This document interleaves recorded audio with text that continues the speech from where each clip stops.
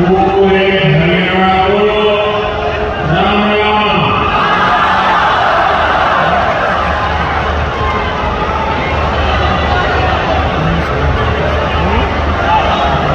मैं भी जगाड़ी आता हूँ उसकी पुरानी यादें ताजा हो जाती हैं।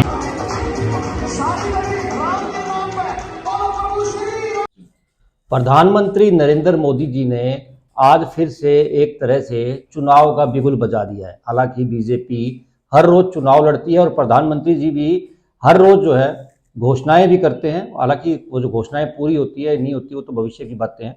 आज जिस प्रकार से फिर से अहिरवाल से प्रधानमंत्री मोदी जी ने एक रैली की है, उस रैली के अंदर काफ़ी जो है घोषणाएं भी की हैं, साथ ही साथ कई जगह पर उन घोषणाओं को हरी झंडी भी दिखाई है। आज विशेष तौर पर अजय मल्होत्रा जी, जो कि वरिष्ठ पत्रकार भी हैं और राजनीतिक विश्लेषक भी हैं, सर क्या कहेंगे आप? 2013 के अंदर प्रधानमंत्री जी एक बार पहले भी आए थे, अहिरवाल से ही उन्होंने शुरुआत की थी। अब फिर से वही मुकाम जो है आने वाला है, चुनाव फिर से आने वाले हैं, कुछ ही समय रह गया आचार संहिता लगने में। क्या मानते हैं सर, आज की जो रैली थी उस रैली को किस तरह से आप देखते हैं? मोदी जी तो क्या, भारतीय जनता पार्टी 5 के 5 साल चुनाव लड़ती है और बहुत गंभीरता से चुनावों को लेते हैं ये लोग। मोदी जी ने 2013 में यहाँ पहली बार रैली को संबोधित किया था रेवाड़ी में। उसके बाद अब एक बार फिर से उन्होंने आज दोपहर को एम्स की वहाँ नींव रखी है और कई और परियोजनाएं हैं जिसमें मेट्रो वगैरह भी हैं। परंतु आज का जो उनका भाषण देखा जाए तो ये पूरी तरह से एक चुनावी भाषण था। उन्होंने पूरी टोन अपनी चुनाव पे सेट की हुई थी। उन्होंने ये भी सेट कर दिया था एजेंडा अपना, भी आने वाले चुनाव में किन मुद्दों पे वो वोट मांगने जा रहे हैं। उन्होंने धारा 370 का जिक्र किया, उन्होंने राम मंदिर का जिक्र किया, उन्होंने विकास का जिक्र किया, उन्होंने कांग्रेस के टूटते कुनबे का जिक्र किया। तो उन्होंने अपनी टोन सेट कर दी। उन्होंने एक मैसेज दे दिया हरियाणा के जो अपने भाजपा के उनके कार्यकर्ता हैं कि उन्होंने आगे चुनाव इस लाइन पे लड़ना है। ये ठीक है कि ये एक एम्स का वो था, परंतु मेन उनका उद्देश्य चुनाव था और उन्होंने वो बखूबी अपने मतदाताओं को, अपने कार्यकर्ताओं को ये समझाने का प्रयास किया है कि वे चुनाव में 400 के एजेंडे के साथ उतरें और इन मुद्दों पर उतरें, और इस मामले में मोदी जी की महारत है ही। सर, जिस प्रकार से मोदी जी ने कहा कि 370 उन्होंने हटाई है, तो 370 से ज़्यादा उनको सीटों की भी ज़रूरत है, तो 370 से ज़्यादा जो है सीट देश उनको देगा भी सही। इस तरह के जो भाषण हैं, क्या मानते हैं कि 370 सीटों से ज़्यादा क्या इंडिया के अंदर उन्हें मिल सकता है? दूसरी बात, जिस प्रकार से उन्होंने 2013 के अंदर बात की थी, सैनिकों के लिए भी कहा था। हालांकि सैनिकों, आज भी सैनिक जो हैं अपनी बातों पर वो बार बार कहते हैं कि जो प्रधानमंत्री जी ने कहा था वो अभी तक पूरा नहीं हुआ है। क्या मानते हैं सर आप इस तरह की? देखो, ये तो उन्होंने कहा था और वो आज तक सैनिक इस चीज़ को मानने को तैयार नहीं है। पूर्व सैनिक की उनकी मांगें पूरी हुई हैं। परंतु जहाँ तक भारतीय जनता पार्टी या मोदी जी का प्रश्न है, वो 370 या 400 तो ये एक साइकोलॉजिकल गेम है।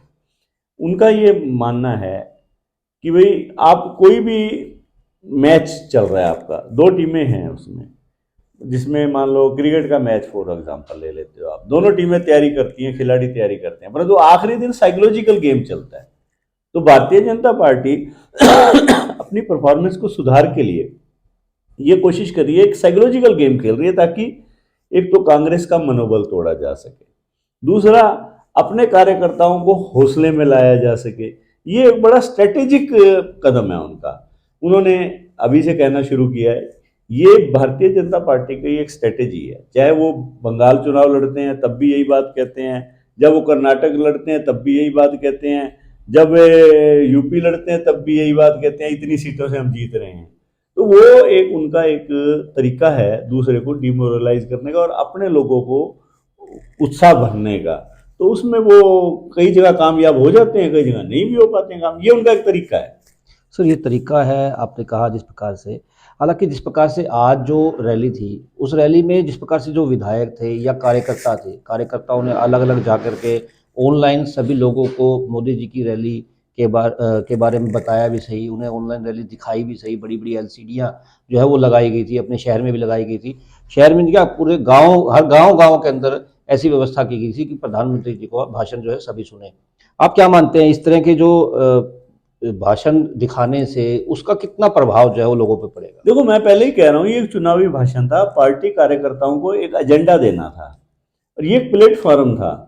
आप ये देखो, भिवानी में भी विधायक और कार्यकर्ता पार्टी के देख रहे हैं, तोशाम में भी पार्टी कार्यकर्ता देख रहे हैं, भवानीखेड़ा में भी पार्टी कार्यकर्ता, मतलब कि जो पार्टी कार्यकर्ता है, एक तो उसके अंदर हौसला बढ़ाना उसका, और उसको एक एजेंडा देना भी तूने इन मुद्दों पे वोट मांगना है आगे और इस तरह से आगे बढ़ना है। तो इसीलिए पूरे हरियाणा में आज ये कार्यक्रम रखे गए थे और एक तरह से ये चुनावी कार्यक्रम था। सर, चुनावी कार्यक्रम था, आम आदमियों को जिस प्रकार से ये रैली दिखाई गई है, चाहे एलसीडी के माध्यम से की जाए या फिर वहाँ जो है अहिवाल में काफ़ी लोग गए भी हैं, प्रधानमंत्री जी का भाषण उन्होंने सुना भी है, क्या मानते हैं उनमें कितना इफेक्ट जो है पड़ेगा, कितनी जो प्रधानमंत्री जो आए थे उनका कितना इफेक्ट पड़ेगा?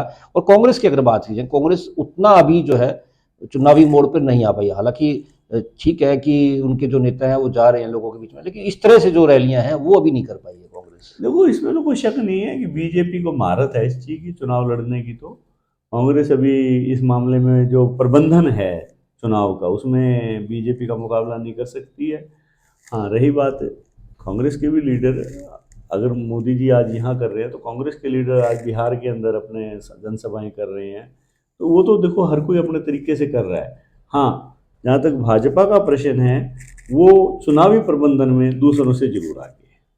बिल्कुल, जिस प्रकार से जो बीजेपी के लीडर कहें या बीजेपी के सर्वाई कहा जाए, क्योंकि उन्हीं के नाम से जो है पूरे देश के अंदर वोट मांगे जाते हैं बीजेपी के, तो बीजेपी की आज प्रधानमंत्री नरेंद्र मोदी की जो रैली थी वो लोगों को दिखाई भी गई, ना केवल भिवानी में बल्कि पूरे देश भर के अंदर जो लोग हैं या हरियाणा भर के जो लोग हैं उनके गांव के अंदर, जिले के अंदर इस रैली को एलसीडी के माध्यम से, एलईडी के माध्यम से, ऑनलाइन तरीकों से दिखाई भी गई, ताकि एक अमिट छाप जो है रैली छोड़ सके और लोगों को प्रधानमंत्री जी के बारे में जानकारी मिल सके कि प्रधानमंत्री जी ने आज किस तरह की जो है घोषणाएं की है।